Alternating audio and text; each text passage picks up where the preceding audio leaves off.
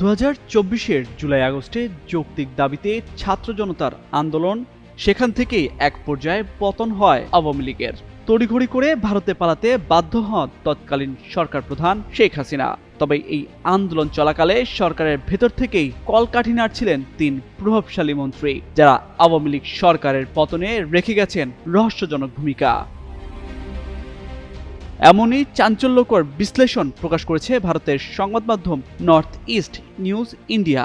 অভ্যুত্থানের 1 বছর পর প্রকাশিত প্রতিবেদনে বলা হয়, সরকারের শেষ দিনগুলোতে আওয়ামী লীগের ভেতরে 3 প্রভাবশালী ব্যক্তি রহস্যজনক ভূমিকা পালন করেছিলেন, যা শেষ পর্যন্ত সরকারের পতনে সহায়ক হয়।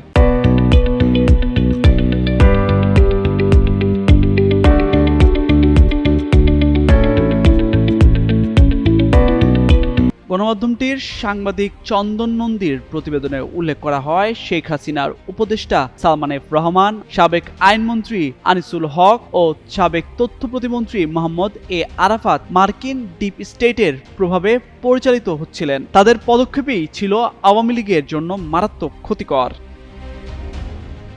এক সাবেক মন্ত্রীর বরাতে নর্থ ইস্ট নিউজ জানিয়েছে, দরবেশ খ্যাত সালমান এফ রহমান নিয়মিত মার্কিন কর্মকর্তাদের সঙ্গে বৈঠক করতেন। মার্কিন সাবেক রাষ্ট্রদূত মার্শা বার্নিকাটের সঙ্গে তার বৈঠক নিয়েও প্রশ্ন ওঠে। কমপক্ষে 6 জন মার্কিন কর্মকর্তা নিয়মিত তার সঙ্গে যোগাযোগ রাখতেন। শেখ হাসিনা শিক্ষার্থীদের আন্দোলন ঠেকাতে ব্যর্থ হওয়ার পেছনে এই 3 জনের অস্বাভাবিক কার্যক্রম বড় ভূমিকা রাখে।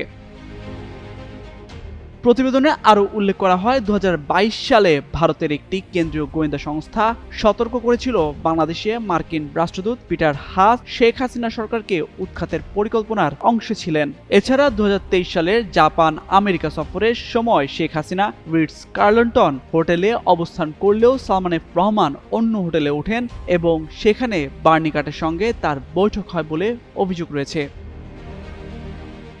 এক আওয়ামী লীগ নেতা বলেন, আরাফাতের সে মন্তব্য সরকারের কাছে যথেষ্ট বুলেট আছে, শিক্ষার্থীদের আন্দোলনকে আরও উস্কে দিয়েছিল। এটি নিছক ভুল নয়, বরং সচেতনভাবেই বলা হয়েছিল বলে মনে করেন তিনি। এছাড়া শেখ হাসিনার সরাসরি হস্তক্ষেপে বাতিল হয় আওয়ামী লীগের সে সময়ের কর্মসূচি, যে কারণে পাল্টা প্রতিক্রিয়ার সুযোগ হারায় সরকার সমর্থকরা।